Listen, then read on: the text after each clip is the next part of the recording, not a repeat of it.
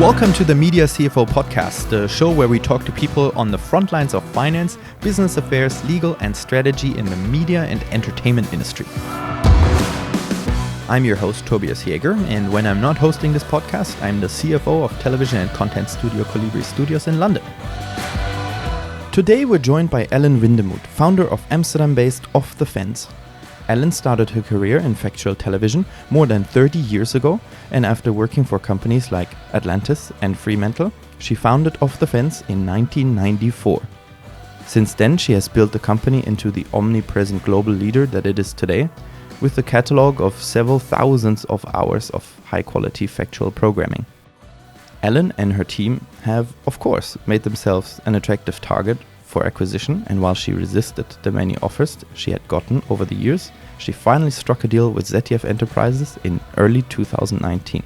Ellen continues to run the company to date and has set her sights on the next frontier already.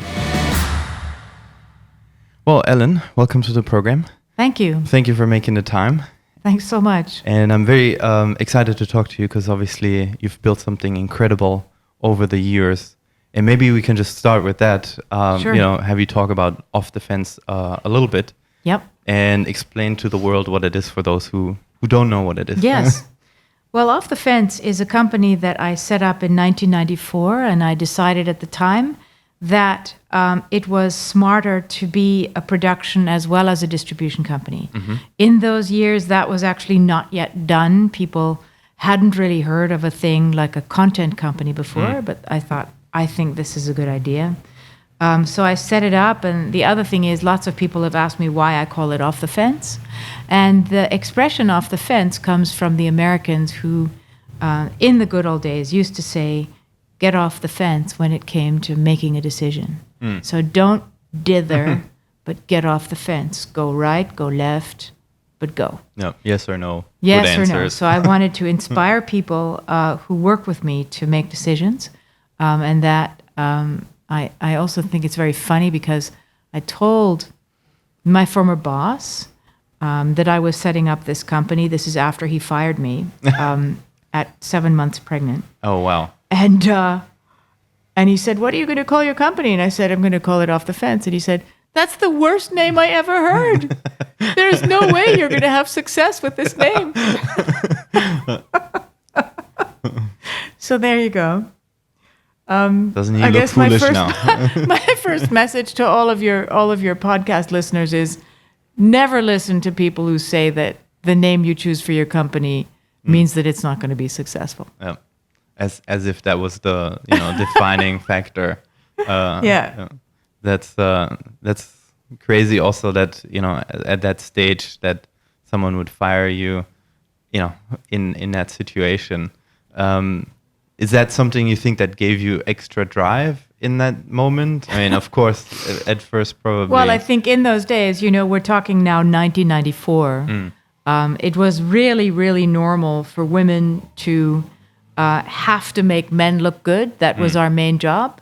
It was still very much that way. So I knew whenever I had male bosses that there was going to be a big part of my job was going to be that.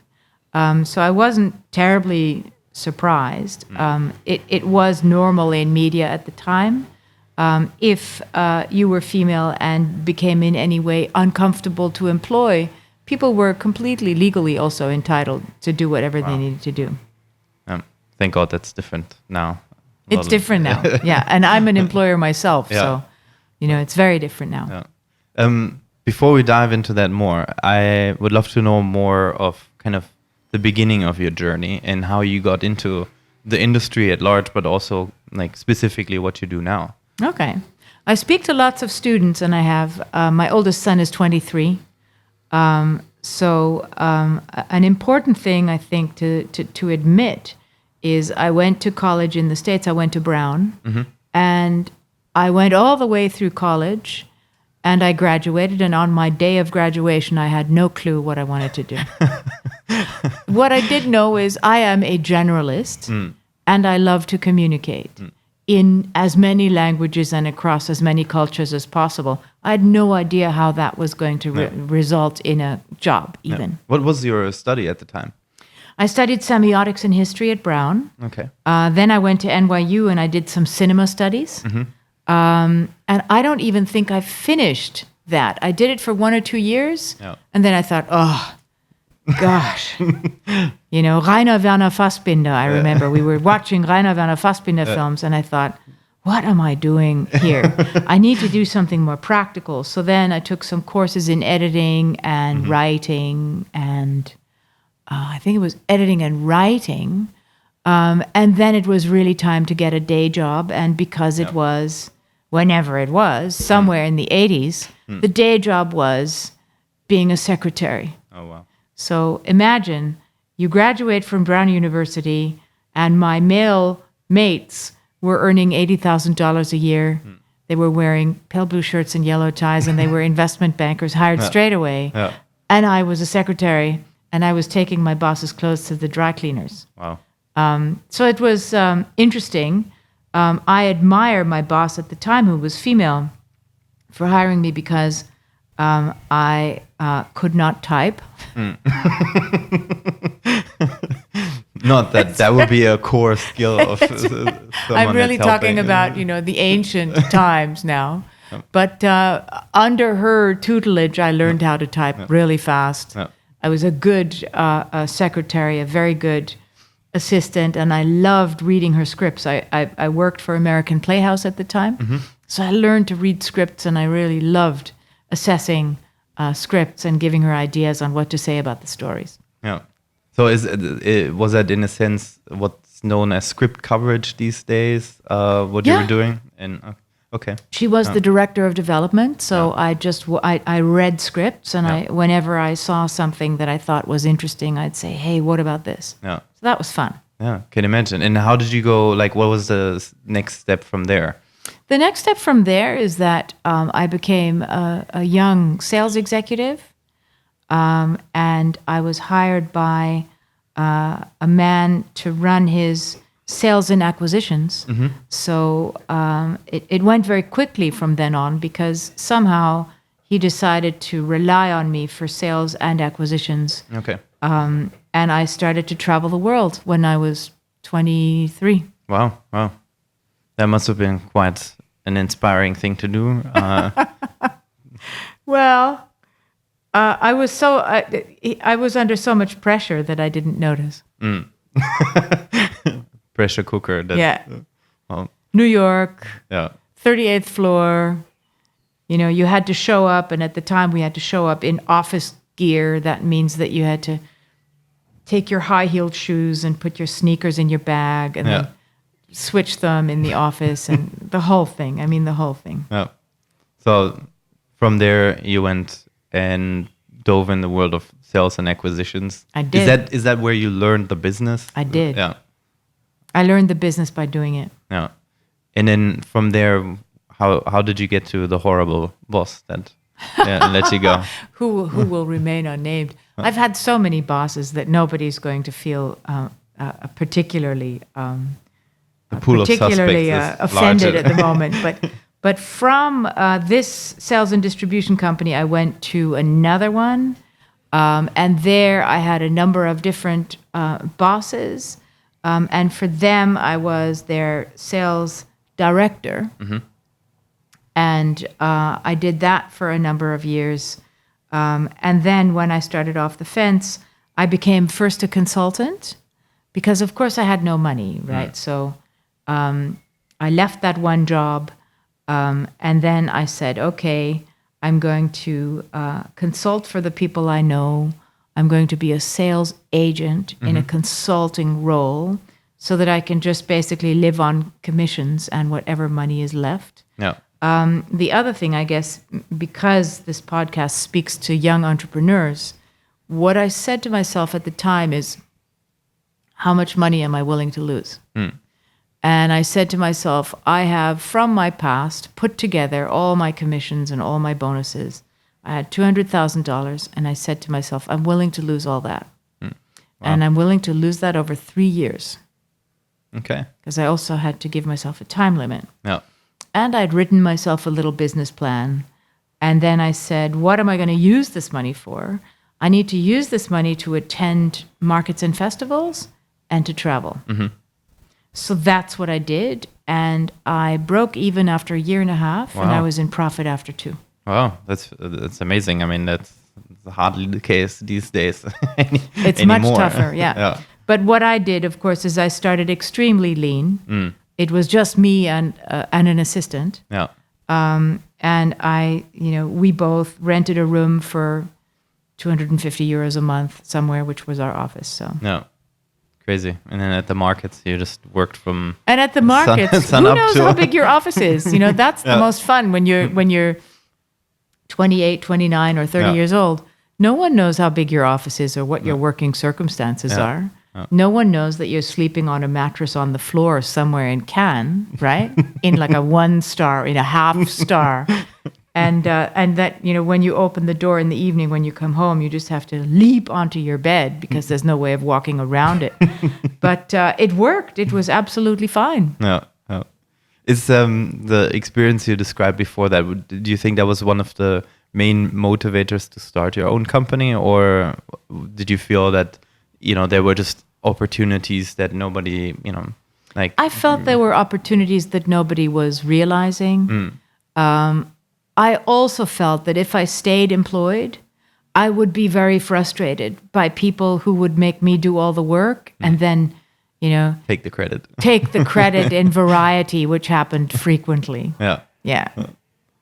So, from, kind of going forward into present day, how does a kind of average day in the life of Ellen look like nowadays? Well, I have 6 animals, right? So I have 3 cats and 3 dogs. So the first thing I do is I have a very nice ritual where I wake up with them and I feed them. And I have, really half an hour of just quiet time, which I think is very important. What then happens is I go to the office and I mix my day. I'm very careful about time management, so every hour is planned for, but I mix my day between meetings and being able to do calls and work on my own. I don't do well in meetings all day because it makes me tired. I'm a little bit more introverted than most entrepreneurs, which means I'm very happy speaking to people, but I do need alone time and I need to digest. I'm also not necessarily, I'm not a big risk taker. Okay. And I think Says the lady who started the company. It's true, but it was only $200,000, right? And I had them, so I didn't owe them to anybody. So I think that's a relatively low risk. I knew I was employable. But because I'm not a big risk taker, I like the concept of don't move until you're sure, and if you're not sure, dodge the bullet because it is likely a bullet. Okay. I think I built off the fence on dodging bullets. I didn't do what everybody else was running to do. No. And that was actually worked out very well for me. Yeah. Do you have an example of such a situation or a case where you feel that's kind of iconic? Yeah, I think a very good example is 3D television. Remember that? Everybody started to buy equipment, go crazy, and produce 3D television and try to conceive of 3D television channels. And I thought, I don't know so well about 3D television. I can't really imagine as a social activity that wearing funny glasses and sitting on your sofa and watching 3D TV is going to work. Yeah. So that's a bullet I dodged. Everyone said, you're losing such opportunities by not doing anything about it. I said, I'll just wait. Yeah. So we did, and I'm glad we did. Yeah. So there were countless things like that, countless films, countless series, even countless genres of television that I just decided not to go into because I thought, it's not really me. I don't get energy out of working with it or looking at it as projects, so I'm not going to do it. No. If I can't find myself in it, and if I can't find our values in it, I don't do it. No. Is that something that was important for you, kind of as you were building the company, to kind of focus on the values first, rather than just a play-by-play handbook to kind of guide whatever new was coming, or whether that's people or products. Generally, it was always values first. Yeah, I hired people who I felt shared my values, or who brought values that I thought were really interesting and that I could learn from. yeah, So if I felt that I was about to hire someone I couldn't learn anything from, or who couldn't learn anything from me, I didn't hire them. So I think hiring first, because hiring and hiring well sets the tone in the company and sets the values. yeah, And from there, you and your team choose the projects. yeah, That's where you become, I think, quite versed at turning down stuff that makes you tired, that doesn't interest you. I used to be sent television, and I watched many, many films and many, many television shows.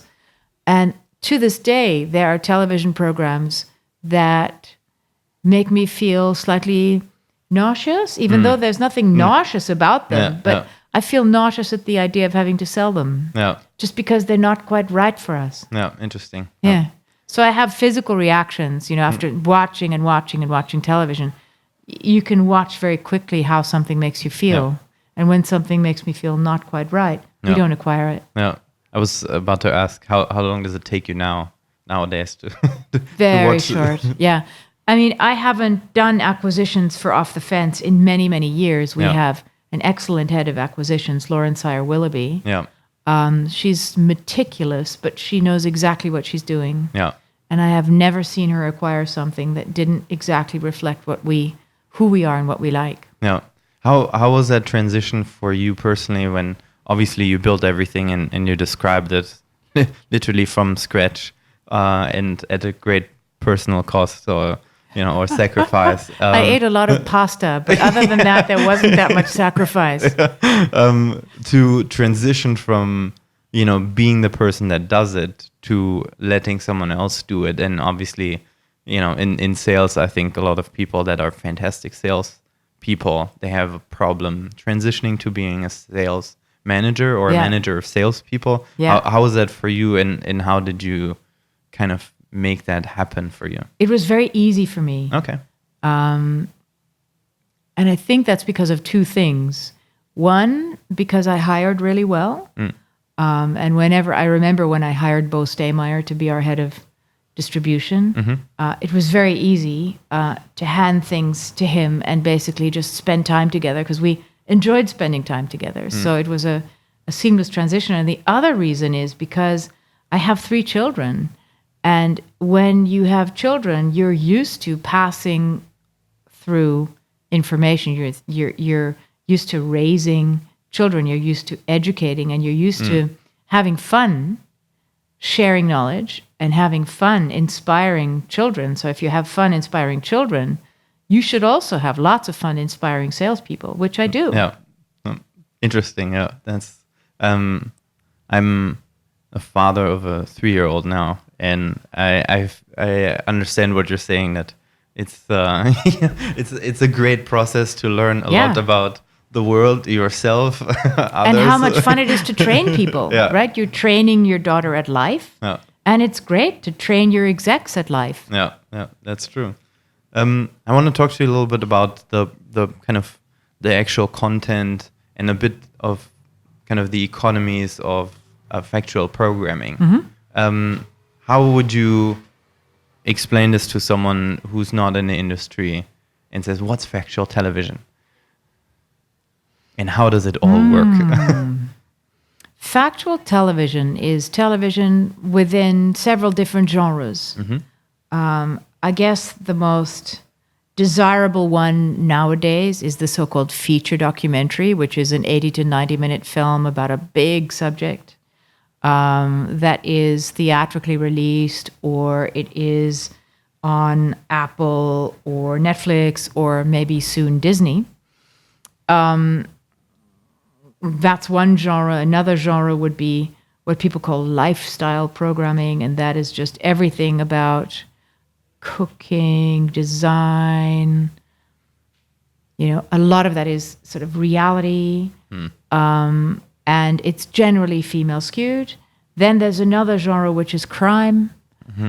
Germany, I guess, loves crime documentaries. Yeah. So I think the US is huge. US, on it, not so big anymore, but I guess it used to be. Yeah, it used to be Forensic huge. Files. Yeah, medical detective. Medical detectives. That's how I made my money. Actually, I was an agent for medical detectives. Oh wow, okay. And I paid my bills with it, so I know all about medical and crime programming. Yeah. The genres that I like the most are natural history, history, and science. And maybe those are the ones that sell for the lowest money or any kind of thing that, people may have to say about that. But I think they are fascinating because I've spent the last 25 years in continued education. Yeah. I was about to say that in the library that there's It's actual super, knowledge. it's super fun. Yeah. So you mentioned medical detectives, just kind of coming back to the economics point. So someone makes the show, a broadcaster pays for it. There's territories that are unsold, and then your job was to sell take the unsold territories and to maximize revenues by selling as many windows of that series as I could. Yeah. So the economics in distribution are that if you have a series that is what you call a good media property, which means more than 3 series times 12 or 13 episodes. That's the quickest way to build a company. If you get one successful series, it's a very quick way to build a company. One of the companies I used to work for, Alliance Atlantis, got one amazing property, and that is they bought the first series ever of CSI. Oh, wow. And that's all they ever had to worry about from then on. So is that, you mentioned you only have to have one. Is that because that continues to produce revenues, or because it makes it so much easier to sell the next one? It's very fast to sell the next one. Yeah. So you're not selling film by film, 1 hour by 1 hour. Yeah. But you're selling 12 and again 12 and again 12.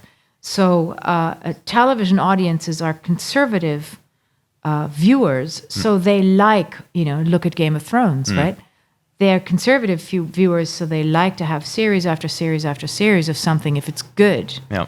Same with series like House or remember the old Discovery series in nonfiction. I'm just thinking one of the best-selling series ever was Mythbusters. Oh, yeah, of course. I don't know how many 100 episodes there are of that, but if you have a property like that, and if, as you set up your distribution company, you're pretty much okay. Yeah. You can basically take the revenues from that and invest those revenues into acquiring more programming, broadening your library, or into your production business. Yeah.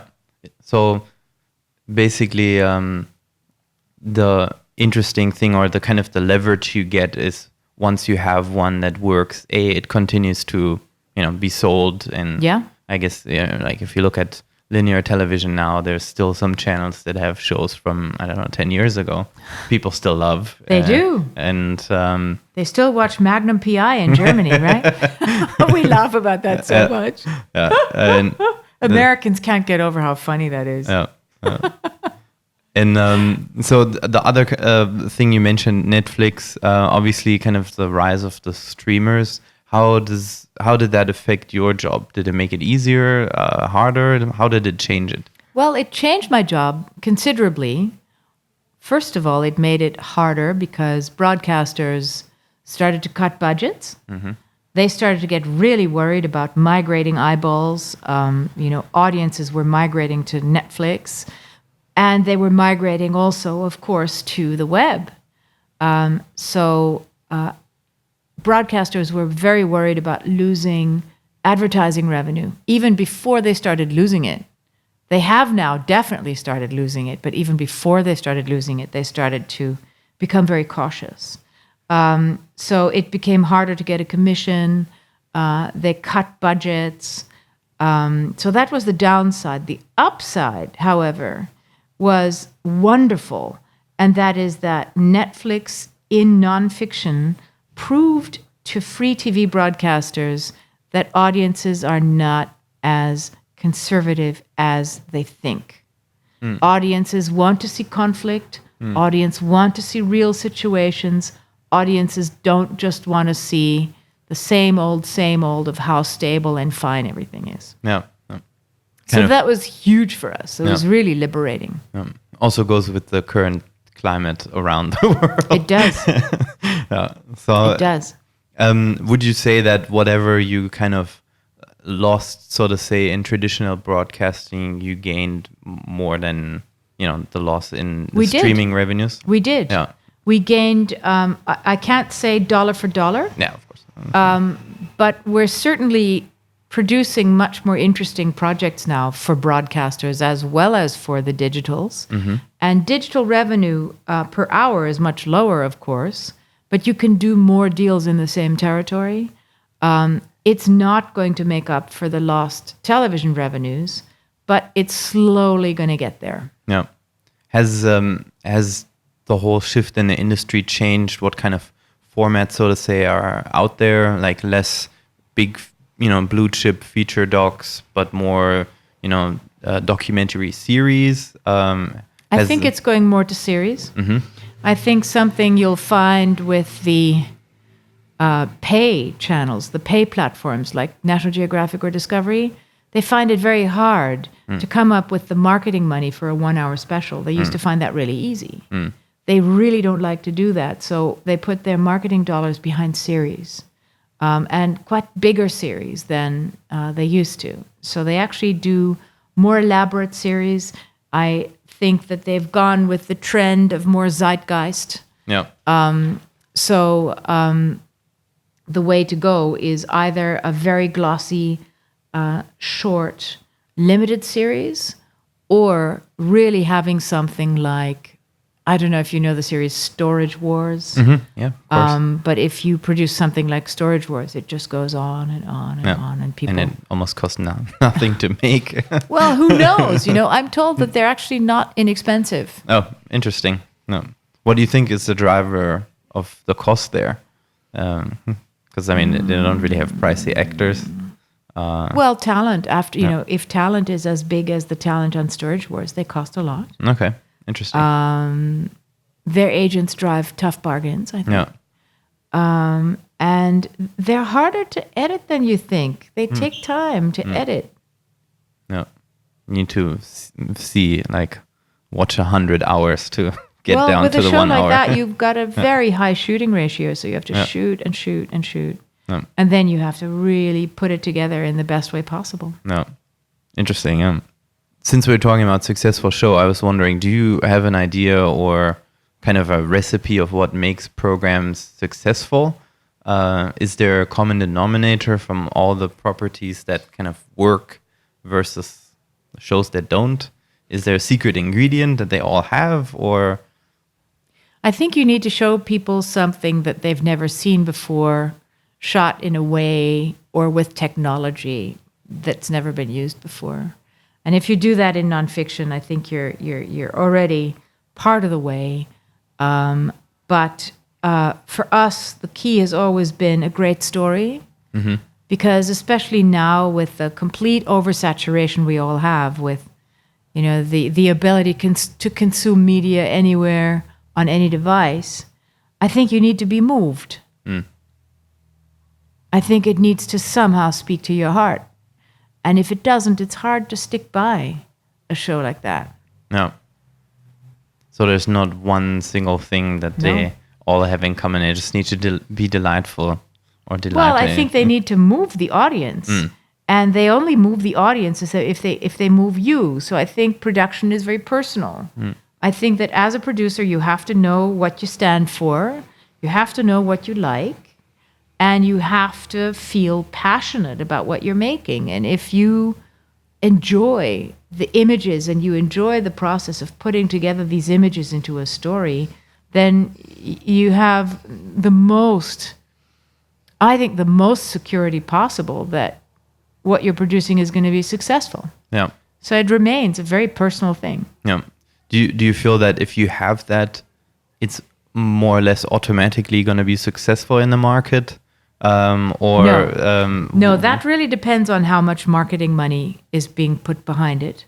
and what slot it gets broadcast in. So I do feel that, if any young producers are going to listen to this podcast, nobody should feel dispirited because something wasn't successful, even something that was very good. Things can be overlooked, things can be programmed in the wrong way, or they can be programmed across, or in competition with some major event that everybody watches, like some sports event. So I don't think you should ever take a bad performance of a show as a sign that what you did was bad. Yeah. If only the network executives would know that as well. They have a completely different thing to deal with, and that is they don't have job security. No. If you have your own company, you have job security. No. You live by the sword, you die by the sword. But, if anybody pushes you out of the job, it's you yourself. No. But if you're an acquisitions or a commission executive, you do not have job security, and you're only as good as your last show. And even if you produce shows that get good ratings, if there is a merger or an acquisition, you can get moved aside very quickly or out. It's a perfect keyword for the next question I have for you. Speaking of acquisition or sale in this case, obviously congratulations to the Thank deal. you.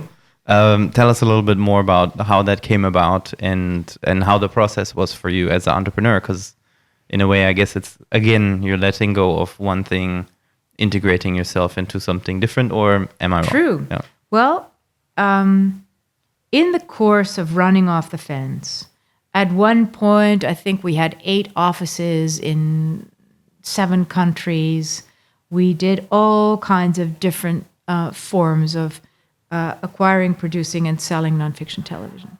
During all those years, I had several discussions with people who wanted to acquire or merge or, invest.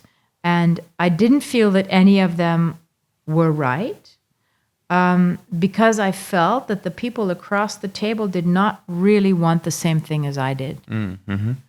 And I felt, again, talk about dodging bullets.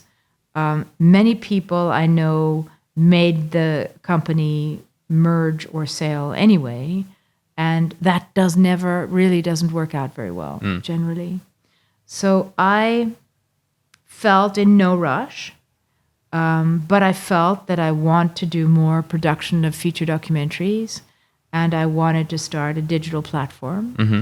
And I was going to really have a job that was no longer doable if I didn't find a strong partner. Mm-hmm. ZDF Enterprises and Off the Fence are almost equally old. I think that ZDF Enterprises is only 1 year older than Off the Fence. Interesting, yeah. So we've known each other from day one. We've had very similar experiences in the marketplace. Clearly, they have had a different life because they are owned by a public broadcaster. So they have parents with deep pockets. They have parents with deep pockets. They have tremendous job security and a very good, I think, a very balanced workspace. At the same time, I was always more of a vigilante, but I was always able to move very fast, and that ZDF Enterprises always saw as a big advantage. I had a trade advantage because I was always out there, and all of our people at Off the Fence moved very fast. So we felt that was complementary. We felt that the long relationship of having worked together, we've bought shows from each other, we've sold shows to each other, we've created slots and worked on slots together. So we've done so many things. We've done co-productions. We've done so many things that we felt really safe, and we know each other. We know who we're getting involved with, and we share values. Yeah, I think if you look at these deals, it's always interesting to hear how long actually something has been going on, in the sense of getting to know the other side, or working with them, as you said, for quite a while. So the other investors that you were speaking with, were they more financial investors that were interested in just owning part of the company? It's a wide range of people. Everybody I speak to normally wants something slightly different. Yeah. And then it's very good to step back and say, well, that all sounds very nice, but what do I want? And very often, the media world is fast, and you very rarely have time to figure out what you want, because you're just trying to get the next commission, or you're trying to get, or you're restructuring, or someone's, having a baby, or something else is happening. So you very rarely have time to step back. Yeah. But this is the time to step back. Yeah. When someone speaks to you about, I'd like to invest in your company, or I'd like to buy 50% or 70% or 100%, that's when you have to step back and think, what do I want? Yeah. It's all great to hear on the other side. But it's like a marriage. So, yeah. I want to think about it beforehand. You have to think very carefully about it beforehand. Yeah. Is this going to be good for me? Yeah. When did you start getting the first offers or interest, kind of from the point when you started at the company? What were some of the moments that you feel like, looking back now, that was a trigger for people to approach you? Was it big announcements of shows, or, because you're a private company, nobody knows how well you're doing or not. Yeah. As you said, it's all a matter of kind of perception at the markets. If you have a big stand, they must be doing well, but then you hear like 9 months later they're filing for bankruptcy. So how never trust a big stand. Yeah, exactly. Or a conference that nobody attends anymore. Right. So what was the trigger, you think, for someone to approach you for investment? I think that it was my team. We became known as a sort of nonfiction company with really nice people in it. No. So people thought, why is it so much fun to talk to these salespeople? And then it's because, these salespeople, sell interesting programs, and we really enjoy what we do. So I think it was really the people. Whenever we were approached, and I guess the first time I was approached was about 15 years ago, but all those conversations were about, wow, what a nice feeling the company has. When it goes from something must be wrong there, it's way too much fun, to they're actually all very fun to be around. They're very, but not too fun, right? They're not up till 6 a.m. Even though sometimes they are, I'm not. But no, I think that it's clear that the company has people, and we have an ethos. Around caring about what we do, caring what is in our films, and caring about what's happening in the world. So for the process of selling the company, when you look back on it now, what are kind of some of the lessons, I guess, you learned, or things, knowing what you now know, what would you do exactly the same way, or what would you do differently? I think I should have, and this is a very should have, could have, but when I was young, I experimented with different genres and different ways of producing and different partners. And I think when I think back, if I'd trusted myself more, I would have been able to do the same thing with fewer mistakes. Mm-hmm. And in terms of selling the company, my background's in investment banking, so obviously there's a million technical questions. Mm-hmm. But usually one of the things that holds a deal up is, talks about valuation, the exact terms, because obviously you're staying on at least for some time, or maybe indefinitely. How was that process for you? And obviously, you're an extremely successful entrepreneur for such a long time, but I'm pretty sure there were things you hadn't encountered before, or you got outside counsel. How was that process for you, and how did you kind of navigate it? We really spoke about the terms up front. And something I said up front is that I don't believe in half. I don't believe in 70-30.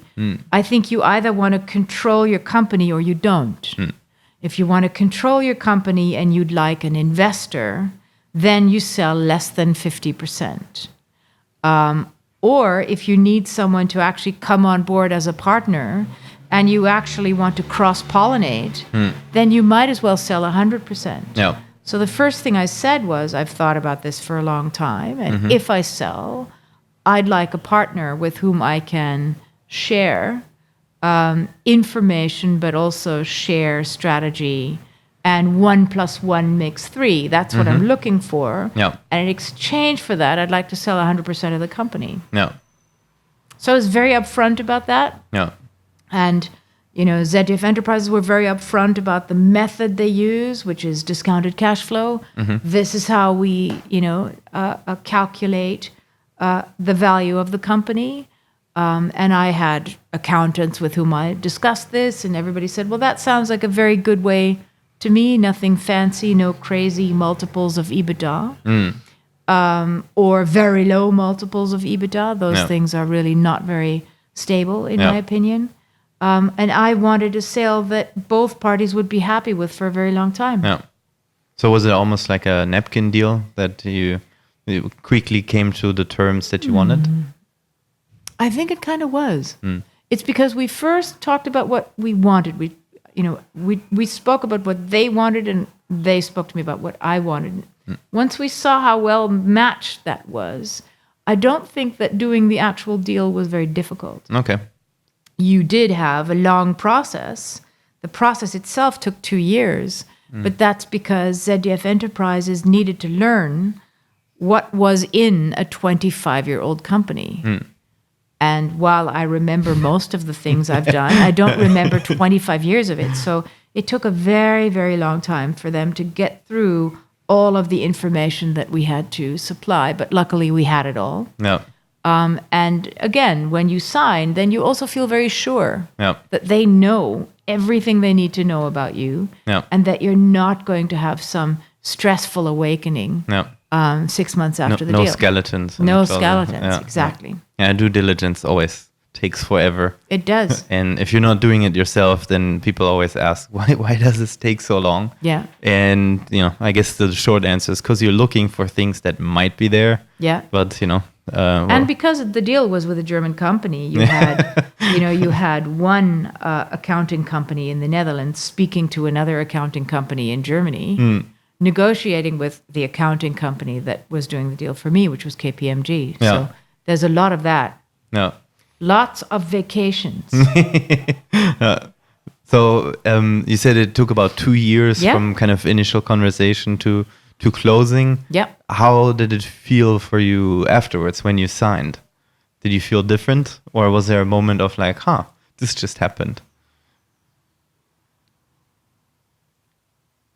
I wasn't even there at the signing because I already invited 2 of my colleagues from ZDF Enterprises to fly to South Africa with me. So we were working on a big project. So my job went straight through. I was so well prepared for the sale that, and I think they were so well prepared for the sale that it didn't really make a big difference. And to this day, I don't think it makes a big difference in my day job. Yeah. I enjoy being able to speak to my colleagues at ZDF Enterprise. That's something really nice. Yeah. In that when you're really panicked because you have to make a decision and you really don't know what to decide, suddenly there's someone you can call. Yeah. To say, what do you think? These are the odds. This is the pro. This is the con. What do what would you do? Yeah. I think that is a really big plus. And we are, other than that, our reporting is very good. So reporting-wise, it's not that different. Yeah. It's not that different. Yeah. That would have been my next question. How does it feel now to have a boss again or someone that you need to report to? Good, because Fred Borksen is my boss. Yeah. He's a very good boss.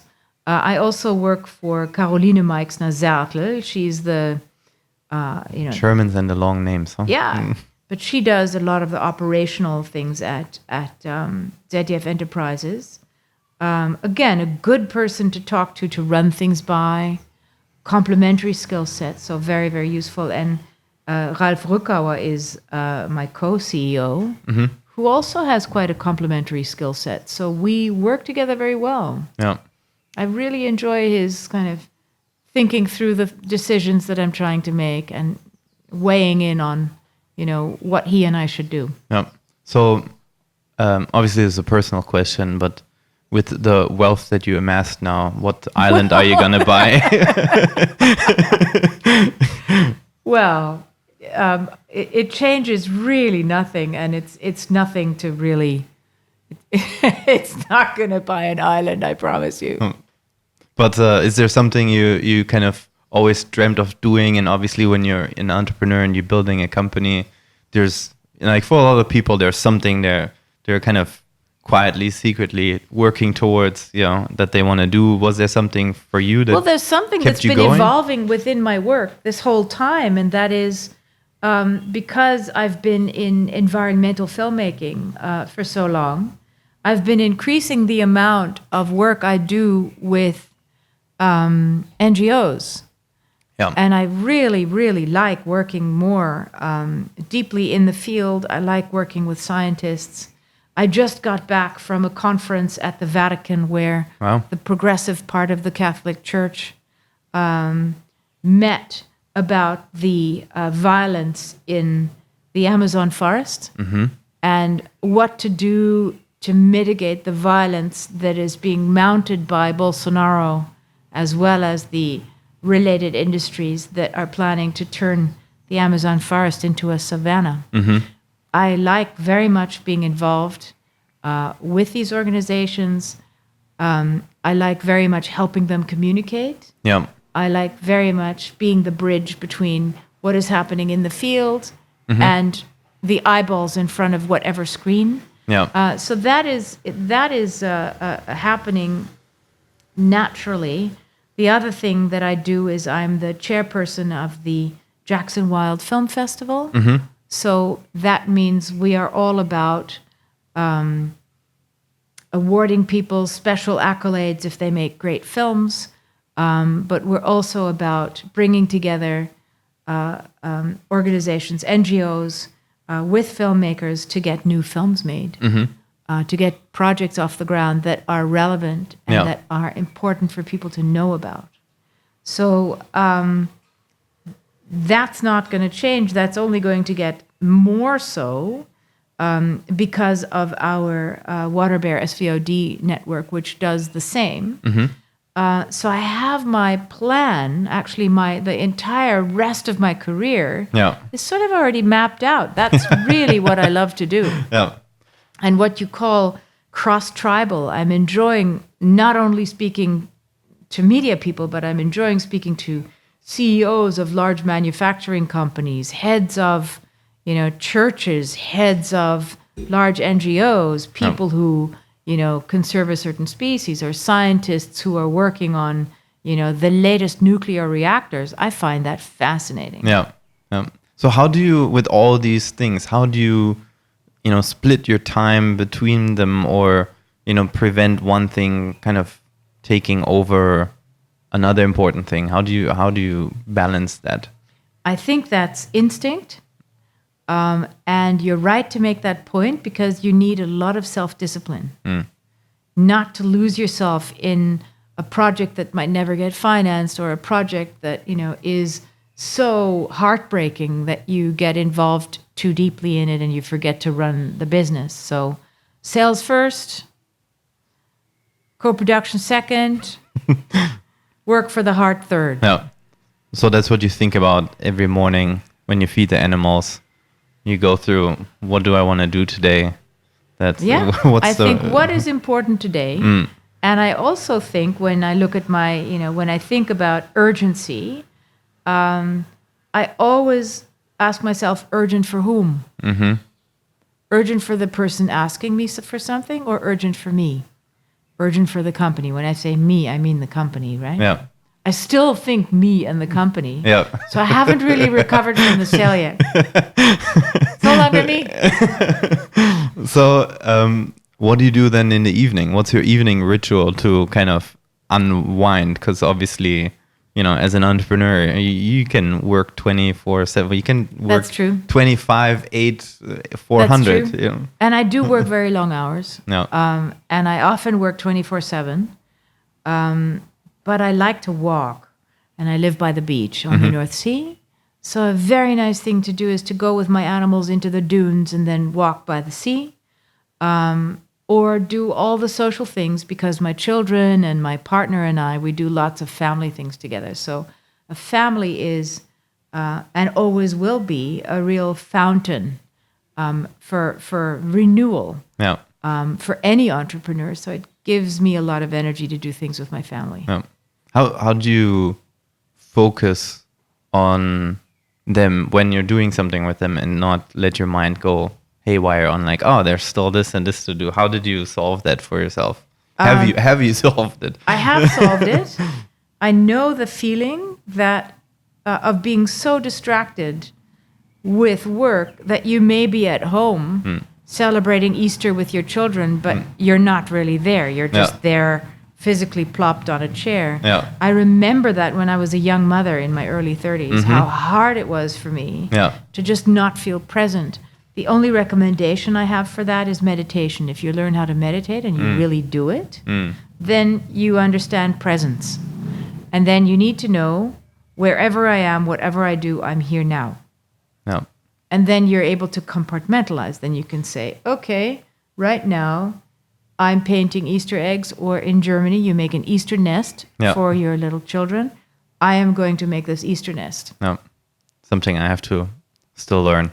And you have to make the Easter nest with the absolute same amount of energy and conviction as making a deal, developing a script, having a meeting. Yeah. It has to be the same passion. Yeah. You just mentioned being a young mother. If you had a chance to meet, I don't know, 20-year-old Ellen, what would you tell her?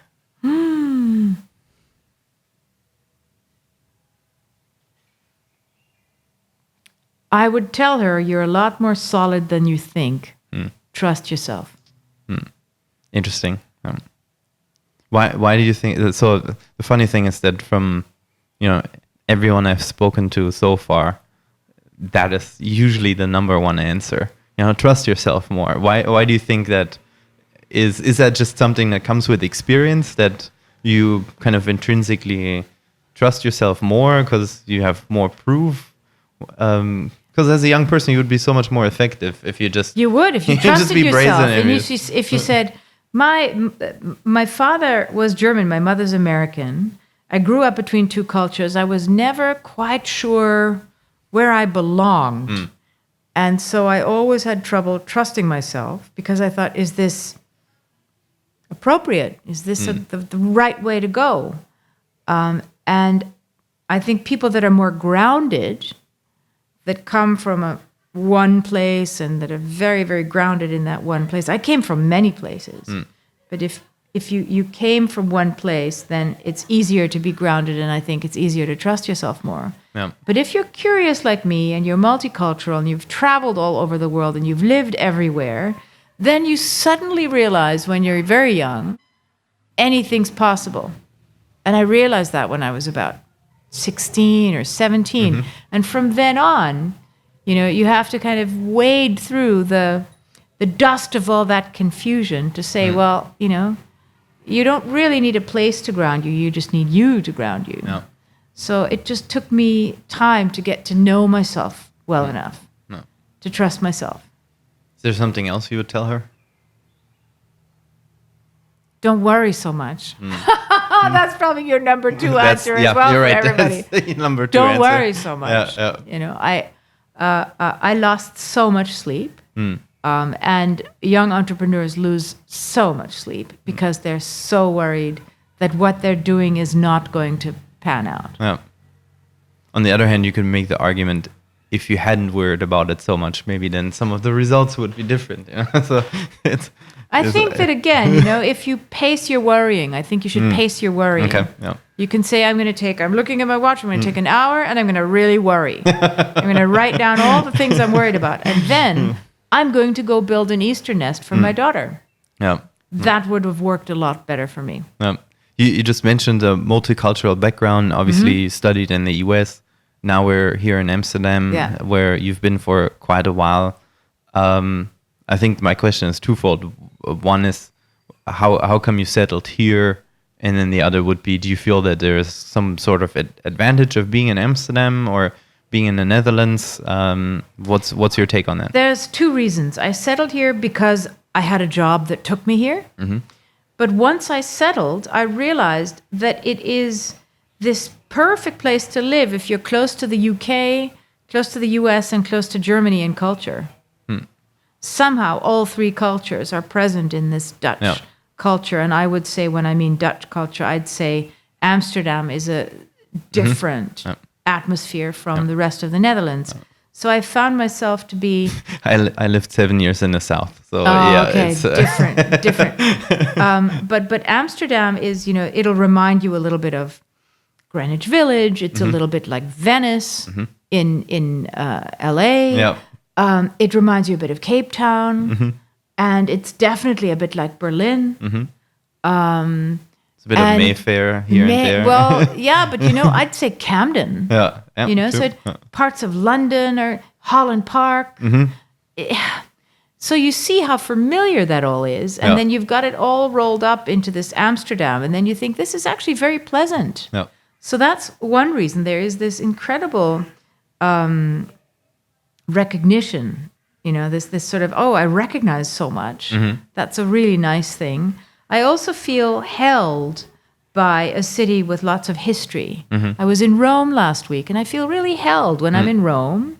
I feel so relaxed and happy because so many buildings just tell you so much about what's already happened there. And Amsterdam does that too. So I like it very much for that. Economic reasons are wonderful regulation about withholding tax. That makes it a lot easier for you to cash flow your distribution company. And very good tax incentive for employees. You can get, it used to be, I think it's only 5 years now, but you used to get your first 10 years of wages. You used to get the first 30% tax-free. So it was a wonderful tax regulation to attract good people. And that's, again, where, that's why there are lots of good people here. Yeah. Well, perfect. I think that's a perfect place to wrap it up. Again, thank you so much for your time and the insights. Thank you. And I'm looking forward to speaking with you next time. Wonderful. Thank you. Thank you so much for listening, everyone. We'd love to hear from you now. Please let us know what you think of the show and this episode. Leave us a comment, send us a message or tweet. And we're looking forward to welcoming you on our next episode. By the way, you can follow Media CFO on Twitter, Instagram, and Facebook. And if you haven't already, please subscribe to this podcast on Apple Podcasts and rate and review this podcast. Again, thank you for listening, and bye-bye. The Media CFO podcast is hosted by Tobias Jaeger. Our executive producer is Bridget Scar. Digital editing by Christina Vogt and Athanasios Karakantas. Designed by Daniel Kottis. Many thanks to Anouk van Gemen and Frederick Jaeger for their creative review. The notes for the show can be found on www.themediacfo.com. Copyright 2019 Colibri Studios.